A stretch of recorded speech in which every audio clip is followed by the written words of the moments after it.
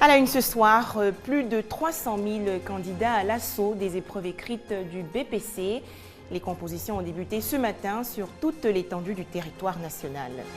Vers une redynamisation des cantines scolaires en Côte d'Ivoire, le Programme alimentaire mondial accorde plus de 21 milliards de francs CFA au pays. Au Mali, les autorités se disent prêtes à signer demain le projet d'accord avec les rebelles Touaregs du Nord-Est. Elles réclament toutefois des amendements. Voilà pour les titres. Bonsoir à tous et bienvenue sur RTI 2.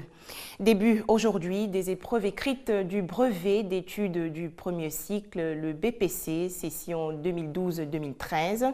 Plus de 300 000 candidats sur toute l'étendue du territoire national.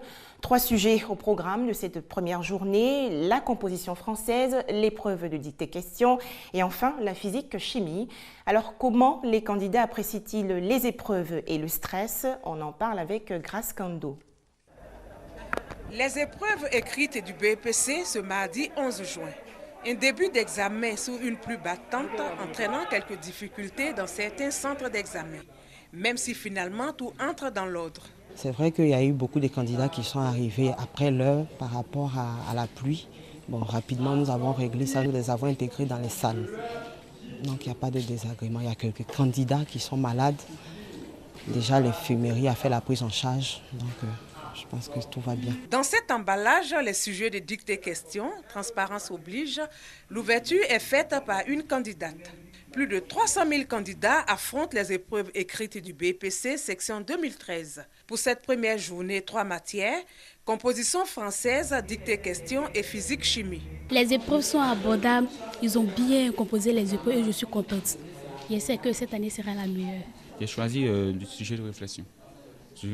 Parce que j'ai trouvé ça bien et ça parlait de l'éducation. À l'entrée de certains centres d'examen, des parents d'élèves. Je suis là juste pour accompagner ma petite sœur parce qu'elle ne maîtrise pas la situation géographique du lycée classique.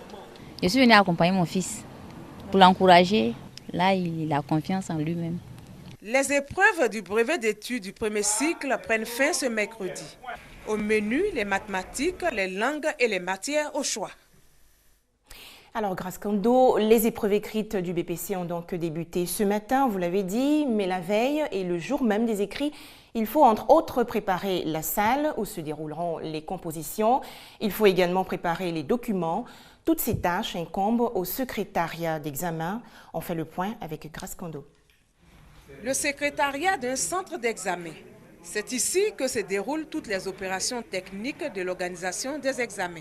Mon rôle, c'est de coordonner, n'est-ce pas, les activités depuis les épreuves orales jusqu'aux épreuves écrites. Nous recevons depuis le premier jour les fiches DPS. Nous recevons, n'est-ce pas, les livrets scolaires. Les livrets, il faut les classer par jury. Et puis nous les envoyons aux échanges le jour où nous aurons fini les épreuves écrites. Le lieu où sont stockées les épreuves en provenance de la direction des examens et concours, les intercalaires, les copies des sujets déjà traités. Le secrétariat d'un centre d'examen joue un rôle important dans la réussite de ces rendez-vous de fin d'année scolaire.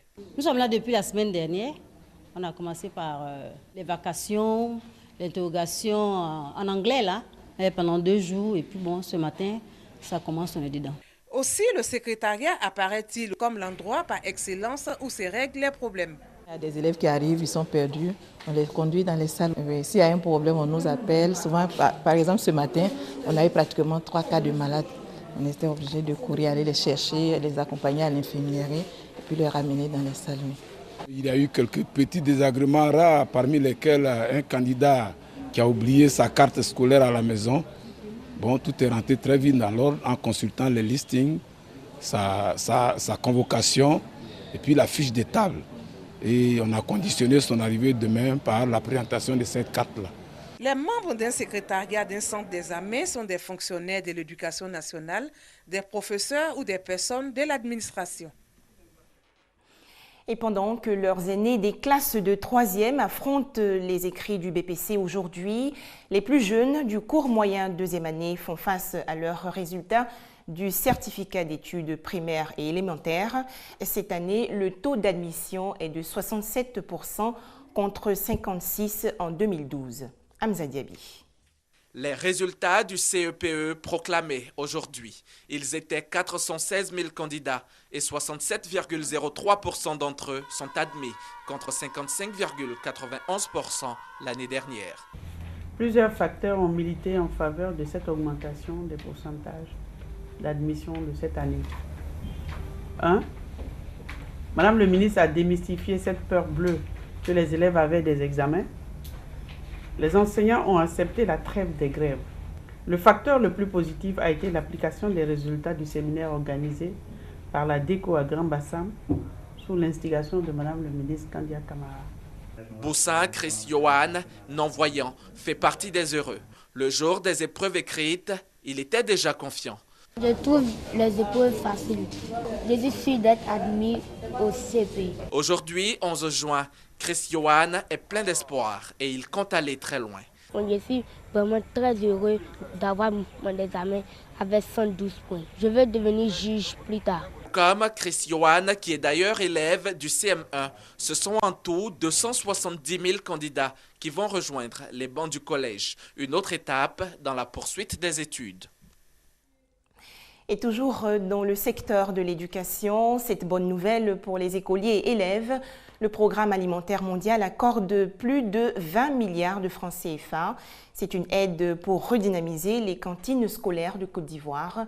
La ministre de l'Éducation nationale, Kandia Camara, a fait un point de presse hier. C'est un reportage de Michel Mambo. Plus de 21 milliards de francs CFA, c'est l'appui du Programme alimentaire mondial pour la redynamisation des cantines scolaires en Côte d'Ivoire.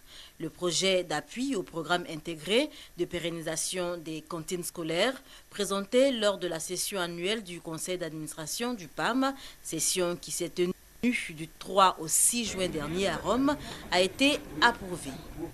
Ce programme vise à aider les communautés villageoises rurales et périurbaines à développer une aide de substitution au profit de leurs cantines en échange de la mise en place des mécanismes de sécurité alimentaire.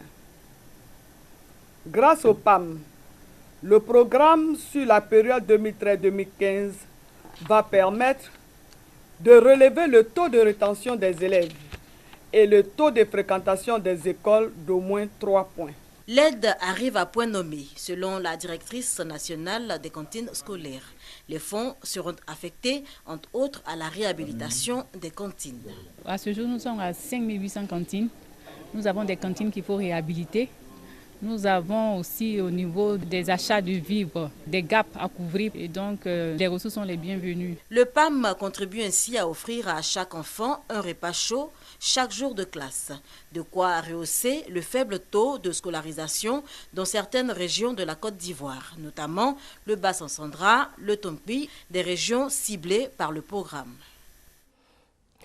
La place des enfants est donc à l'école et justement pour lutter contre le travail des enfants, une journée a été instituée chaque 12 juin par l'Organisation internationale du travail.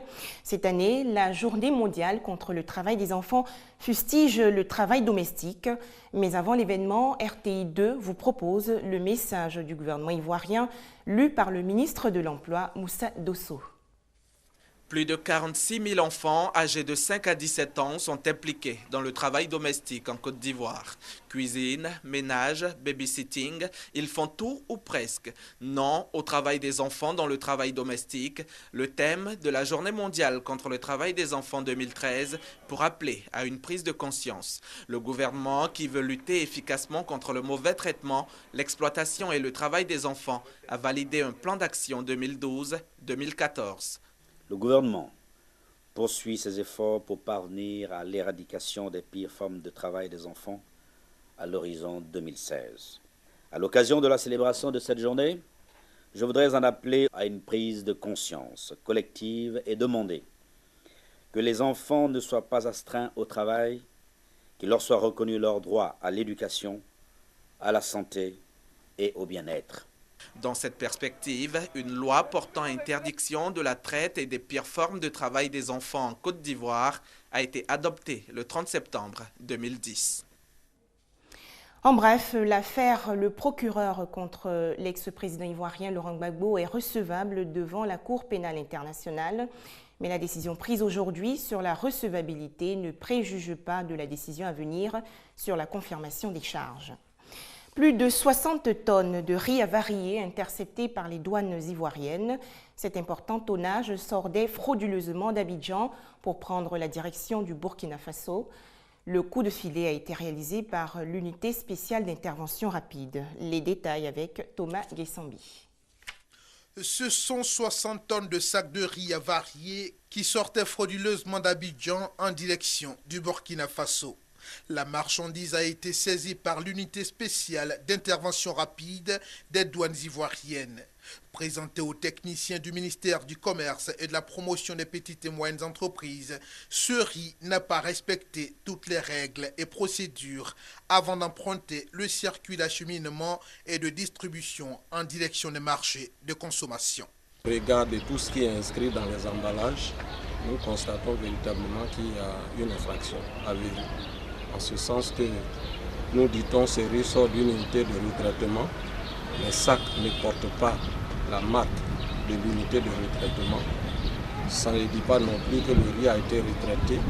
Nous avons prélevé 3 sacs que dès lundi nous allons déposer en laboratoire pour affiner nos analyses. En attendant les résultats des analyses et la suite à donner à cette saisie, les douanes ivoiriennes, par cette action, veulent resserrer le taux autour des contrebandiers et des fraudeurs. Nous voulons dire aux contrebandiers et aux fraudeurs qu'en même temps qu'ils réfléchissent à comment contourner les procédures légales, nous réfléchissons aux nouvelles stratégies pour mettre la main sur. Et c'est de bonne guerre. Alors qu'ils sachent que nous sommes engagés résolument à mettre fin à ces maux qui mettent à mal l'économie ivoirienne et la santé des consommateurs. Selon des experts, la fraude douanière fait perdre chaque mois à l'État ivoirien un peu plus d'1,5 milliard de francs CFA. Pour parler autour de la crise malienne, les autorités de Bamako se disent prêtes à signer demain, mercredi 12 juin, le projet d'accord avec les rebelles Touaregs du Nord-Est, si quelques amendements y sont apportés. Le projet proposé par la médiation burkinabé doit permettre le retour de l'armée malienne à Kidal. Les discussions engagées depuis 3 jours par Blaise Compaoré seraient sur le point d'aboutir.